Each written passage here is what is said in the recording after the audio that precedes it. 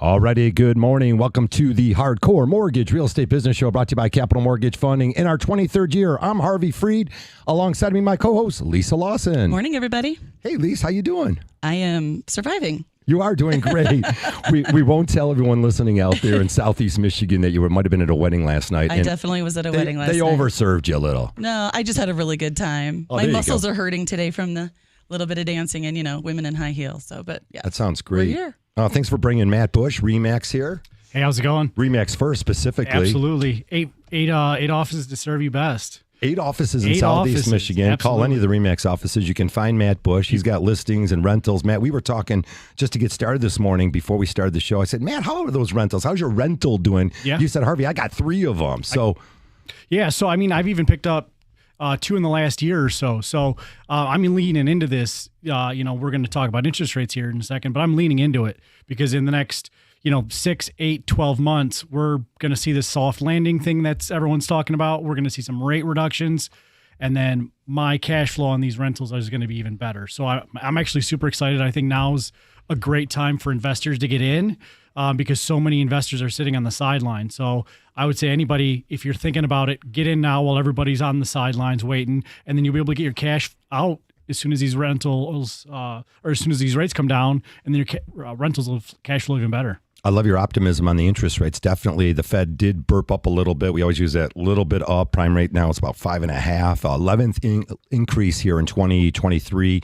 Yeah, mortgage rates have slipped up about 7% with no points on 30-year fixed rates. Again, it all depends how much you're putting down, your credit score, what your term of your mortgage is going to be, discount points. There's a lot involved in a mortgage. But a little on the higher side, again, historically speaking, when I got in the industry, about 9.5%, 9%. So we're still really decent on the interest rates.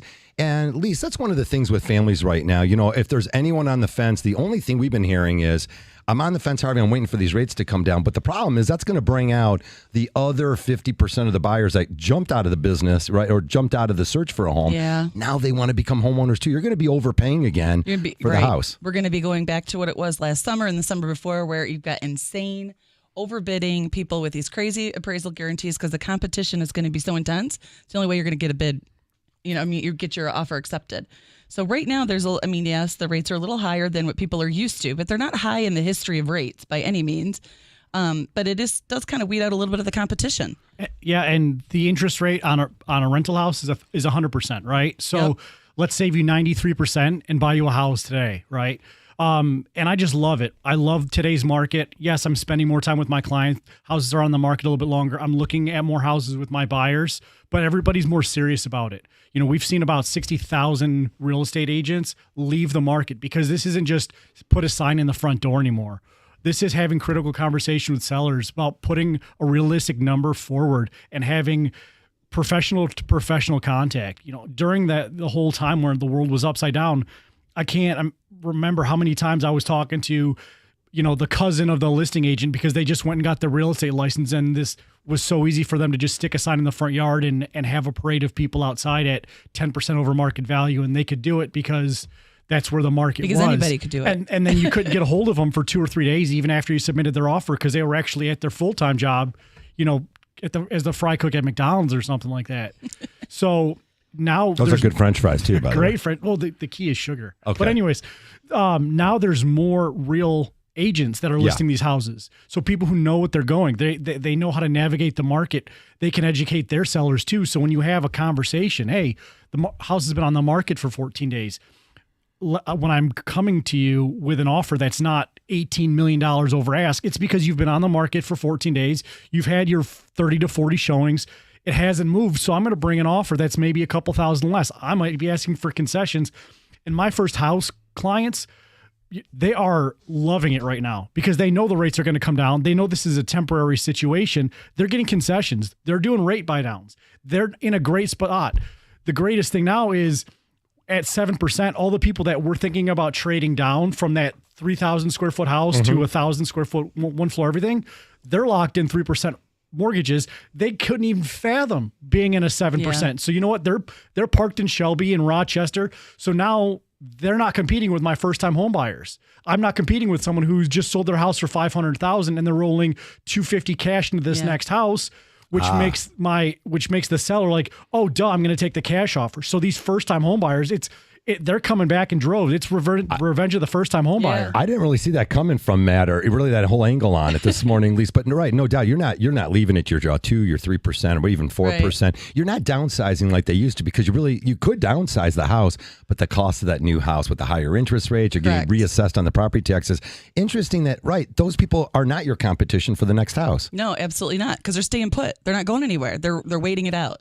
You know what I mean? So I think, right, like we just said a minute ago, this is the time. If you're especially a first-time home buyer, we've got a little bit less competition than we normally have. So if you got out of the market last year because you thought, I just can't do this anymore, I've put in all these bids and nobody's accepting my offer, or I can't be competitive, this is your opportunity to get back in. Yes, you might pay a little bit more in an interest rate, but you actually have an opportunity to get your offer accepted and get into your first home and stop renting and develop home ownership, develop equity that you could cash out later. You know, even if you only stay in that house for 5 years, when you sell it, it'll be worth more now than what you paid for it.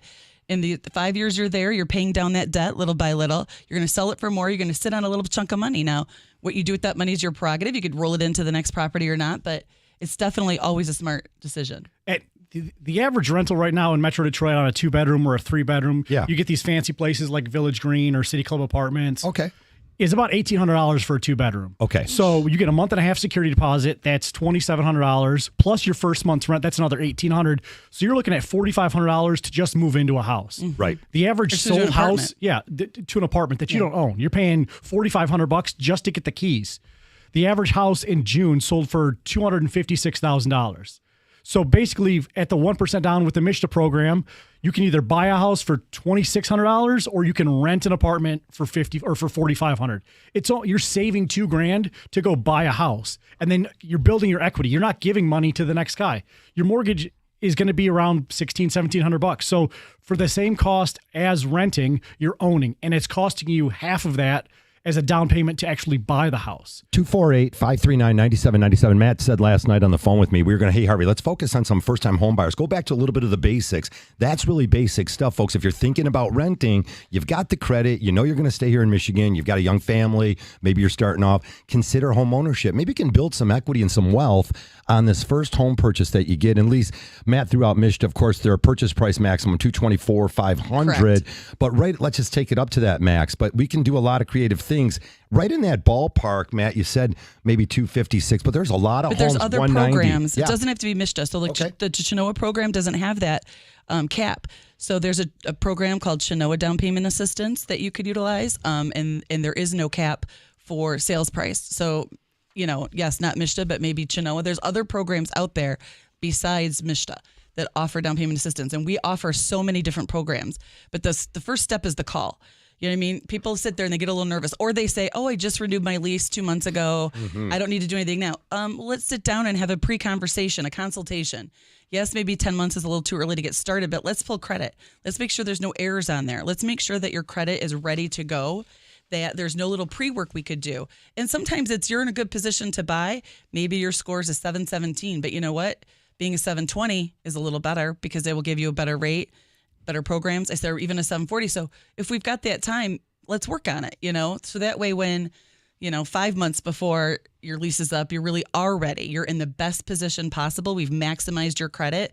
You already know exactly what you're going to need to bring to closing, the whole 9 yards. Yeah, we got those initial consultations, Matt. We start off with the initial consultation, convincing people to sit down, feel it out, find out all they can, really build that knowledge bank up. And then, of course, we're getting them approved in-house. They're ready to go. They've got the confidence, the funds to close. They know they can close in 30 days. Now we get them up with you, and now they're looking to get under contract. And that's the key. Yeah, and it's all about having that conversation, setting expectations, and kind of getting a feel. It's not always about grabbing the first person you work with. You got to make sure that that client is right for you. I've had to let a few clients this year know, hey, listen, I don't think we're a fit. I think another agent would be better for you based on, either where they're looking. I'm not going to travel to Lansing. I love the city, but I don't want to I don't want to show one house for 15 minutes, an hour and a half away. Sometimes it's just, you kind of have a scheduling conflict with another client. So, sometimes you just got to say, hey, you bring them in, you have that conversation, you figure out what their goals and ambitions are. And if you vibe, great. But if not, there's nothing wrong with meeting with an agent or a broker and saying, hey, I just feel comfortable with somebody else. They say, I think the stat is 80% of people who look to buy a house, you talk to one agent. Definitely talk to two. Talk to a whole At bunch least. of Or people. even, or more. All right, we're going to talk about some one-on-one meetings we're offering at Capital. We love that. The old-fashioned way to get a house. Again, if your family member, your son, your daughter, they're thinking about becoming homeowners, give us a call at Capital, 1-800-LOW-RATE, the best mortgage banker. We'll set you up a private consultation, talk all about it, get you all set up for success. When we come back, 248-539-9797, all your calls.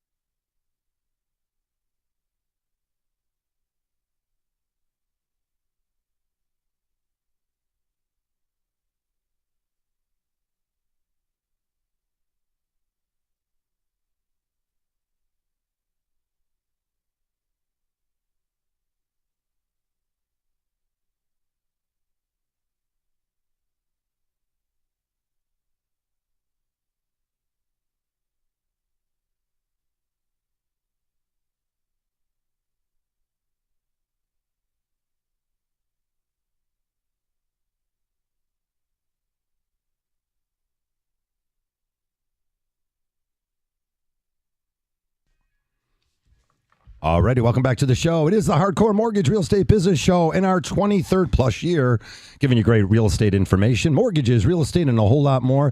This is the show that brings on the professionals, title insurance, appraisers, home inspectors. We know a thing about closing loans. We've been around for over 31 years at Capital.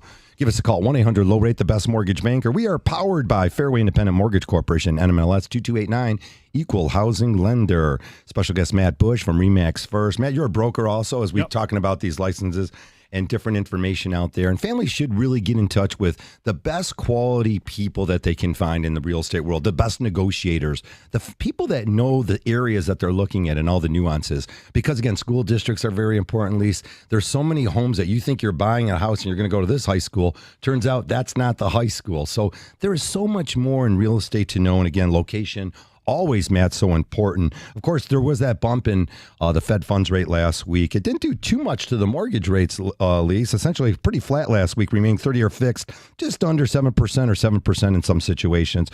Decrease in some FHA applications. Overall, the purchase loan amount did go up to its highest level, 432,700. People are buying houses. It's busy across the United States. The Midwest was up 2.3%. I think in this area, home sales are really up even more than that, and we see the prices are up.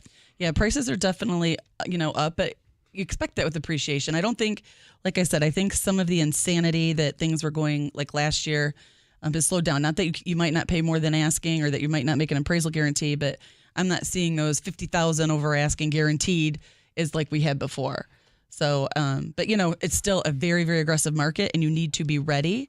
So the people who are like, oh, I'm just looking, and then fall in love with a house and then call you because they have 2 hours to submit an offer, but you haven't even pulled credit. This is why we tell people, get your ducks in a row.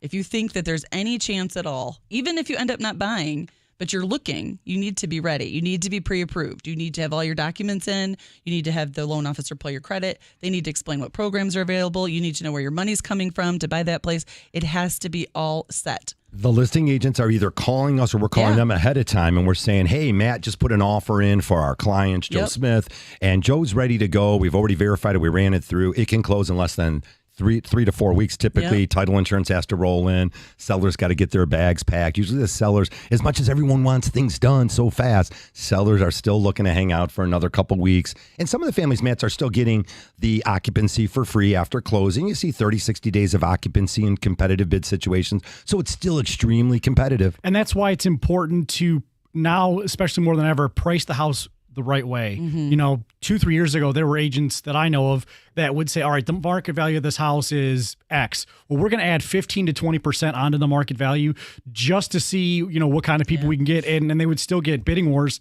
And now those houses are sitting. A lot of, my strategy has been, hey, I'll go show a house that's been on the market for 7, 14, 21 days because those houses aren't getting the bidding wars. And the issue I'm seeing is, when there was a 3% interest rate, if you go buy a house at the top of your budget, you still have some walking around money to, paint the cabinets, redo the floors, make it yours, personalize it. At 7%, that money isn't free in your pocket anymore. You're rolling that all into your monthly payment. So buyers are getting a lot pickier. So they want the house to be done when they're moving in. They want all that stuff done. So that $500,000 house, but it still needs some updates. It needs the new cabinets or it needs to get rid of the floor countertops. That's a $425,000 house now because there's $50,000, $70,000 of work, and that's not something you can do right away. There's not a whole lot of people that are walking around with another $30,000, $40,000 in their pocket that plan to go spend $500,000. If you're a higher end buyer like $500,000, $600,000, you don't want to go spend $100,000 to update your house. I'd rather just finance that and move into a turnkey house. So buyers or sellers rather, we need to have those critical conversations, and that's the good thing about so many part-time agents being out who will just say, yeah, you want $200,000 for your house, cool, let's list it for $200,000, and then wait 3 to 6 months to have that conversation. Hey, why didn't it sell? Well, because it's probably a $169,000 house because you have all these things that we need to do to make it that $200,000 house. We need to price it according to the comps in the area. The one behind me went up, so it's on this canal, and it's off a main road, and sure enough, it went pretty quick. So I saw the sign go up, and within 10 days of the sign going up, I saw the ladder, so I'm guessing it was the home inspector. So one behind me went up, and it looks like it went in 10 days, again, with water access on a big inland lake. And then I just saw another one around the block from us go up, and I did reach out to the listing agent yesterday. I just sent her a text and said, hey, I was interested in knowing what that house is going for. And she did get back with me. So it was at least rewarding yesterday. I got a text back and a voicemail and engaging in a good conversation stuff. And so there are a lot of great agents out there, and the competition is stiff, and you got to have the right people on your team. So 248-539-9797. That's where we're going with a little bit this morning here is Matt is always looking to help people. Matt, we talked about the investments as we walked in. I said, Matt, you have 3 rentals. I said, if you're netting $500 on each one, $1,500, surprisingly, you're about $2,100 on those 3 rentals. So again, real estate can really do some great things for you. I love the fact that even though the rates have been up for the last year, you said, I don't care. I'm buying now before these prices get out of control. Absolutely, because as soon as we get down to the 6s, we smell the 5s, everybody and their brother is going to start thinking, okay, I can get back into it. I can put this down. But that's when you want to have already been in there, so you're pulling the money out at that point. I'm thinking of, all right, where was the 5th one? Where's the 6th one? Well, how can I increase my cash flow? So it's super important to get in when people aren't. Like my whole strategy from being when I started as a buyer's agent. Everybody was just focusing on putting signs in front yards and locking up sellers. I wanted to go to be a buyer's agent. I wanted to do the opposite because I know if I work buyer's agents really hard for 3-4 years, those buyers were eventually going to sell. And then I would have just a pool of sellers to work for. So I've always been wanting to swim upstream and do what everyone, the opposite is. That way I can be the outlier. I want to spend more time with my buyers. I want to make sure that they're getting the best bang for their buck, the attention that they deserve. I want to make sure that they're knowing what they're doing. This is the biggest financial commitment you're ever going to make besides getting married. So I want to make sure that they're making the right decision. I want them to thoroughly help them out and answer all their questions and make sure that they're going in, with a clear understanding of what they're doing and not feel like after the closing table, what did I just do? Yeah. And I don't want to farm them out to some, you call a broker, one of these billboard agents, and then you get set to some showing assistant, some guy that's just opening doors, who knows nothing about the house, nothing about the local market, the schools, like you were talking about, how to connect them with a lender. You need someone who knows those things to show you the house, and not, hey, I'm going to set you up with Justin for the showing and then call me with your questions after the showing. I didn't even walk in the door, so how do I know anything about that house? I can look in the photos. Some of the things about the new way of doing real estate really don't help families out there. Hey, look, 2023 is not 2007 all over again. Not even close. So we'll get into that right if we take this call. And again, we're taking all your calls at 248-539-9797. We got David on the line. Good morning, David. What's your question, sir? My question is, I've replaced all the mechanical with high efficiency, hot water tank, furnace, air conditioner, and added a generator big enough to operate the whole house at 20 kilowatt. Beautiful. Good job. Now, how much does that affect property appraisal? It's funny. It came up on me 3 years ago, and I was using that as a comparable. And I said, "Look, this house has a brand new home generator." The answer is the appraisers answered it a couple years ago and said, "Harvey, there is no additional value there, but there is. Again, there's some additional value because nowadays it doesn't really matter what the appraiser says because families are willing to overbid anyways. They're willing to overbid, Matt, on that house.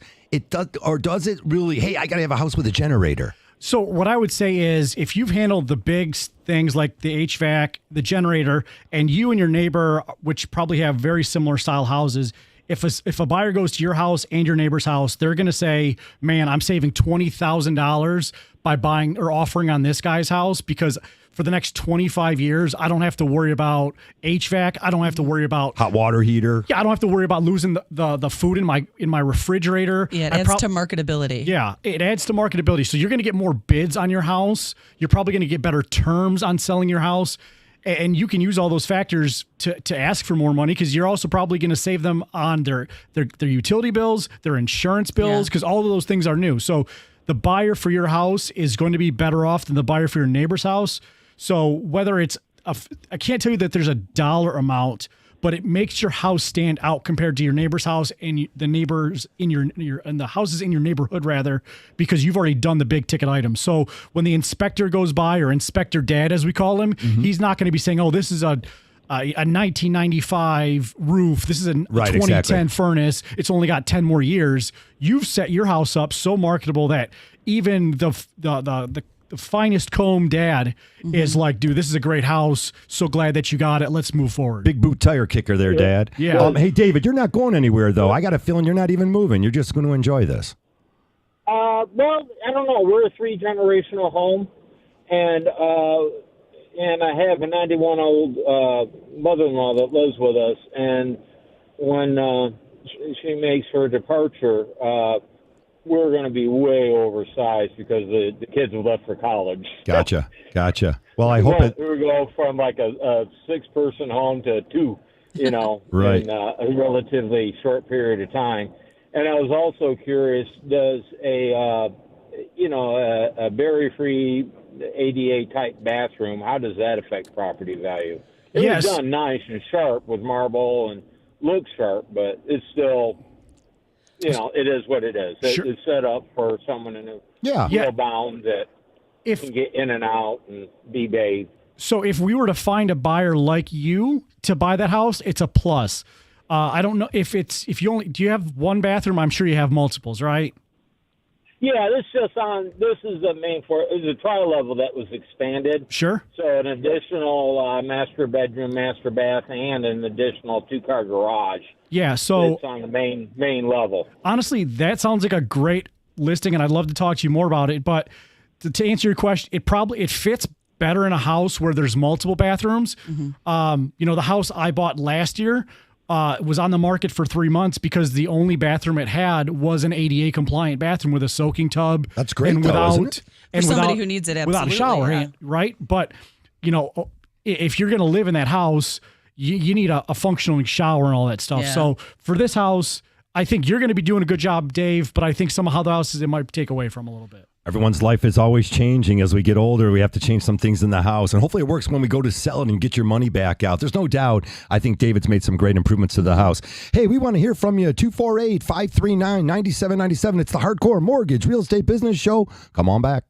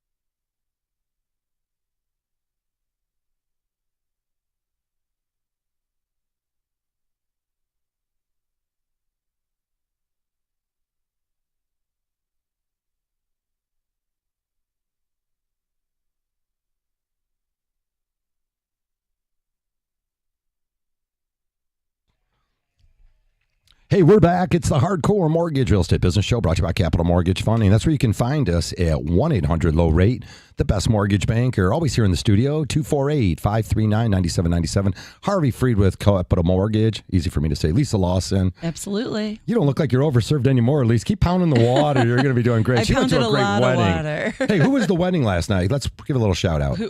It was actually, I just liked their picture on Facebook. It is my girlfriend, Kim. All right. Yep.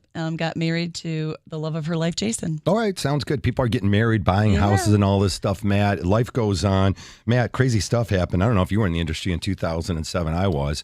It was nuts. 2007, 2008. So there was a different dynamic going on out there. Just graduated college. That was a great Good for that was you. a great market to walk into. One of the dynamics was, of course, was the non-conforming mortgages. So what happened was a lot of lenders out there, and the way the whole mortgage world opened up, it gave opportunities for a lot of self-employed people who don't show any income to really buy housing. Now, some of them actually made income, some of them didn't, but they got into housing, and then, of course, the rates went sky high. These families had bad credit or didn't qualify, so they weren't able to take their 8% rate when the rates were 6%. Sure. And then convert it. So what happened was they were adjustable rate mortgages. They went up to 12, 14%. They couldn't afford these houses, and they didn't want them anymore. They didn't have any equity. Yeah.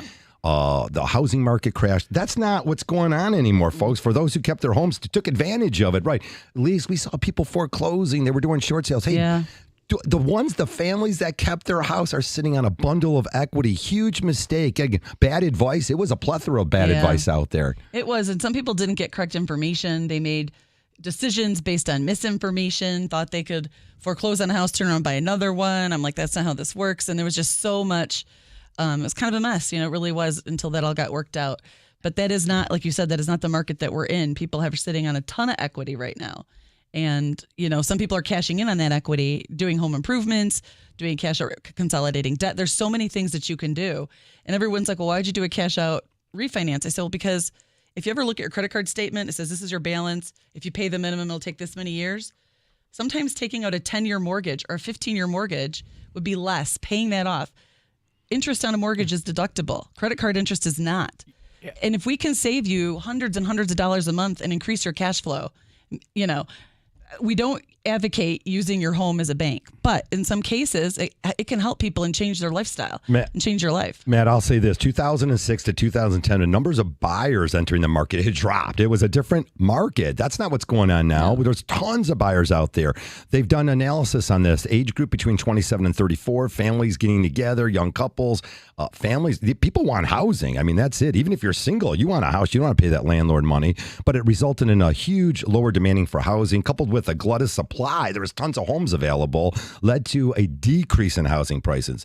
Homes were going underwater. Additional adjustable rate mortgages were in the marketplace. And when they were adjusting, the values weren't there. But the government did step in there. They had the HAMP loans, Home Affordable Modification Program, the HARP, the Home Affordable Refinance Program. There were some programs that the government got involved with to help some families renegotiate, again, lower that first, the mortgage rate on their first mortgage. Mm-hmm. They allowed that second mortgage lease to be set aside. Resubordinated. The subordinations were big. Again, a little shout out there. None of the credit unions subordinated the loan. Let me say it one more time. None of the local credit unions in Michigan. Yeah, I lived it. That's right. You work at a credit union. I'm sorry. You guys are all pumping yourselves up now, but you all turned your backs on everyone and didn't allow a lot of families to take advantage of it. Matt, that's all changed now. Everyone forgets about the bad news yesterday. Now, it's a great, great market. There's so many buyers out there. And another thing that you didn't even touch on was builders, right? Builders were just building subs everywhere back then. Now, if you want to go build a house, they're not even digging a basement until you give them money and you sign a contract. So we don't have these builders rampantly building house, adding spec inventory, homes for no right? reason, yeah. So the issue, we have listings down, we have pending home sales down, everything it's just standard economics. There are less houses for sale, thus the cost to buy is up. If you have a rate in the 3s, what's going to cause you to want to sell a house if it's in the 3s? You outgrow the house, you undergrow the house, you don't love the person you're in the house with, or you no longer live in the house. So your job moves. Yeah. So you've got to be paid an extra amount of money to get for a reason to let go of that 3% interest rate. So prices are up because inventory's down. It's all what it is. But again, supply and demand. Sure. That's all it is. Absolutely. Basic economics. Like but people, listings go up every day. I think there were 409 new houses in the 6 counties that I'm on right here around Metro Detroit. Good. Picking up a little bit. Yeah. So you're seeing about 3,000 homes a month go pending. Okay. So we're still going along. I just think we need to educate. Back to your point. Back when they were giving away mortgages, right? People would walk off the street into a mortgage bank. They would give them a phone book and call and say, hey, we'll offer you a mortgage. You don't have to give us any money. You don't have to have a job. We'll give you a mortgage. You'll go buy a house. Not quite that easy, but yeah, that was a little easier. Right? Those people are gone. So are the agents that are saying, hey, I'll just put a sign in your front yard and do no work. I will discount my rate and my service because I'm going to take photos on my iPhone. I'm going to put a sign in your front yard, and then I'll get back to you in 2 to 3 business days on any question, text that you or a buyer might have. Those agents are a lot fewer and far between, luckily. And homeowners and buyers, we're having these conversations, setting the right expectations, moving the market forward in a responsible way so people can be successful. Not only in short term, but long term. Well, the shortage of houses hasn't gone away, that's for sure, in 2023. Despite the general consensus, the housing economy is in a recession. Inventories are tight. Supply and demand equation continues to favor landlords, that's for sure. One illustration is the National Association of Realtors reports that 74% of all homes sold in May of 2023 were on the market for less than a month. That means renters are struggling to buy. This provides a promising opportunity for real estate investors to take advantage of rental income. You definitely have, Matt. If you have clients who plan to buy, refinance, or anything, give us a call at Capital Mortgage Funding Lease. We got another program that we just let out. We got a whole bunch of different interesting programs. Besides the caveat of regular mortgages are available to every government loan, there are some interesting loans out there that allow people to get into housing. Yeah, there's quite a few. I mean, we talk about down payment assistance programs, and we have multiple ones, but there's ones that Fannie Mae and Freddie Mac, they're the government-sponsored entities that kind of back all conventional loans. They have special programs for first-time home buyers that offer smaller amounts of assistance that doesn't have to be paid back. There's some that offer special rates as a first-time home buyer.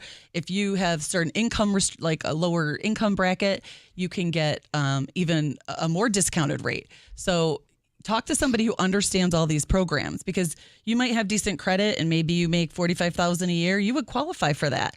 And if you don't call somebody who understands the nuances of these special programs, you could get a higher rate than you really need to be paying. And that doesn't make any sense. Hey, Matt, dig this. Case-Shiller National Home Price Index rose 43.3% between March 2020 and June 2022. So in 2 years, the Case-Shiller national average, this is some real numbers there, analytics here.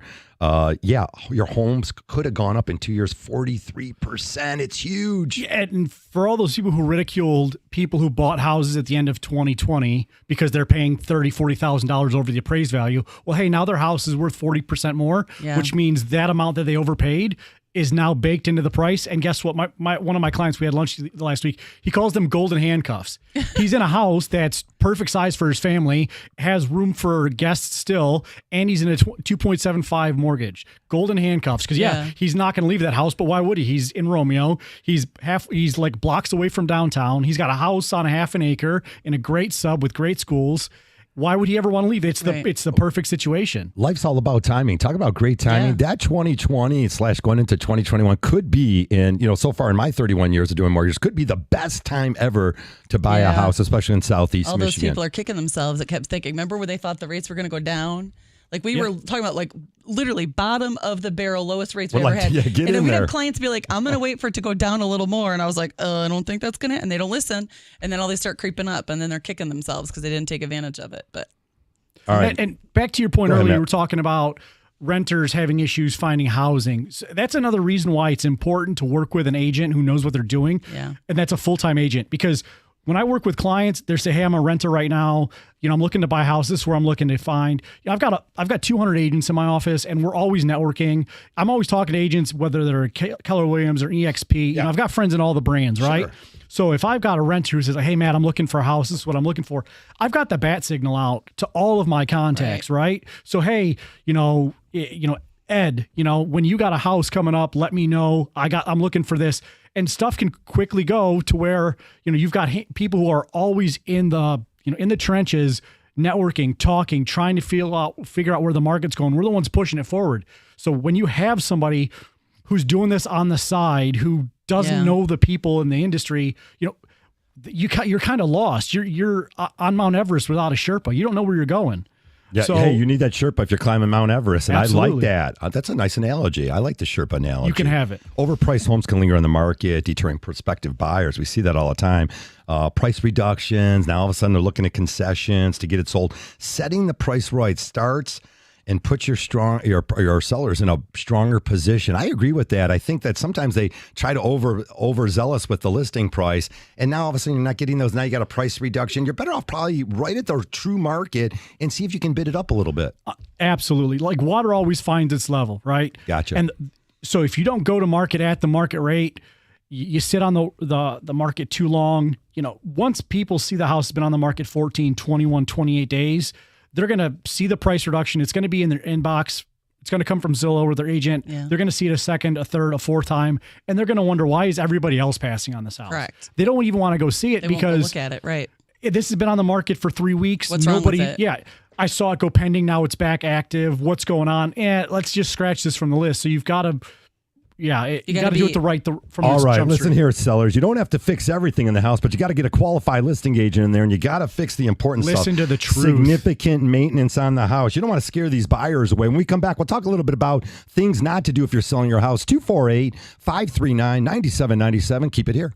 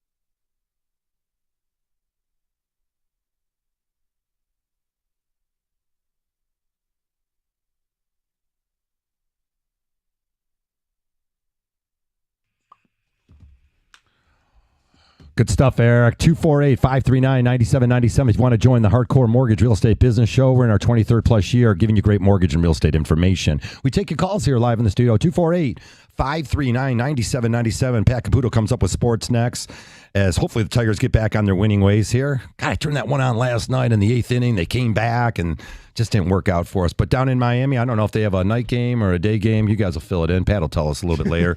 Got Lions football coming up and all that good stuff. We're just around the corner here. It's already going to be August next week, and the summer's flying by, Matt. We were talking about some prospective buyers out there and the way the economy's been. It's not 2007. It's just everything's completely different. Things change, folks. Housing values aren't going down. We don't see that happening. And there are some aliens coming. Now, all bets are off if those Martians land tomorrow and you got some 8-foot creature in your backyard. If that doesn't happen, then you got to get out there and do the right things. Well, or you might have that 8-foot creature that's your neighbor's Halloween decoration. You just want to get out of the neighborhood too. Right. You never know. They those light up all those 12-foot animatronics. skeletons Absolutely. and all that other you stuff. might, and then you know right behind that you got the Christmas season too. But yeah, so the average sale price last month at the end of June was $265,000 in the metro area. So that's up from $257,000 in June of 2020. So all those people who thought interest rates going up is going to mean prices come down. Well, the interest rate last June was 6.38.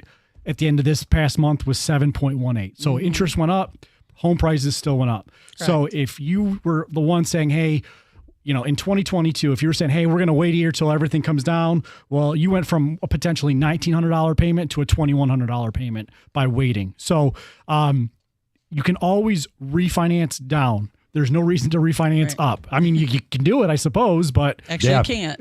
You can't can't? just refinance to get a higher rate just to get a higher rate. No. well, so anyway, No. so, yeah, no. so You have to have a benefit. There's a There has to be a real benefit. has to be a And- benefit. and That's a Lise, federal law. Well, I'm glad you opened up the door for cash out refinancing and refinancing in general, because Lise, right, Matt threw it up there. Wait, why would you ever take a higher interest rate? Well, to get rid of a lot of debt and Then use that this would be a equity. benefit, correct. That would be a huge benefit. Again, we always look at the overall numbers on things. And Lise, all this equity in the house has led to a handful, not as much, of cash out refinancing, Right. but this economy and this situation we're in with the recession. I mean, we feel recession here. The cost of goods are up. The grocery store, the restaurants, the cost of gas. I Yeah. think I paid $3.49 plus at Costco even. So Yeah. I mean, families are struggling a little bit. Not all families, but some families are struggling a little bit, and you might need to use some of this equity and go ahead and do a consolidation. Yeah, especially, I mean, with a lot of the price of everything, right? Cost of goods have gone up pretty dramatically in the past year or two. yeah. Sometimes you've been relying on credit cards a little bit more than you normally would, or kids have a lot of things going on as they get older. I feel like the things that kids do, right? Their activities get more expensive, and just maybe you've got a little more credit card debt than you normally would like to have. This would be the time to have that conversation. credit cards are in the mid-20s, so Right. 7% is still a lot better than 26% APR on your credit card. Right. You know, Amen. maybe you've got some medical debt that you got to pay off, or you did school on your credit card because you didn't want to take out student loans. Well, hey, now you got to do something with that. Matt, Right. we were talking about before we went to the break there, the quality of the house. The sellers need to do the right things. Don't make these mistakes if you're sellers. And one of them is those repairs. So sometimes there's a family out there and they're like, gosh, I got a buddy, and actually he's got a house. It's got an old furnace in it. It's got an older roof. It needs a lot of work. You know, it needs a little bit more work than I think he realized it. And after he got some offers accepted and stuff, and one of the inspections didn't go so well. I mean, when do you draw the line on what you want to fix and don't want to fix it? It's obviously the safety and the structural situation, functionality of the house. You got to have that really tightened up. And honestly, I had this conversation on Wednesday. I went and toured a house that we're going to list here in the next couple weeks, or probably in the end of the month in St. Clair Shores, standard 3-bed, 1-bath. Honestly, my goal is to deliver a clean product, because as long as you deliver something clean, buyers will have a positive experience. You know, if you walk through that threshold and all you smell is an animal, that you're going to have that red flag the moment you walk in. So every little thing is going to be bad. You know, if you see overgrown grass in the front yard. But the thing that I see is I think sellers are overcomplicating what they've got to do. You know, do I have to repaint my house? Do I have to bring in all brand new appliance?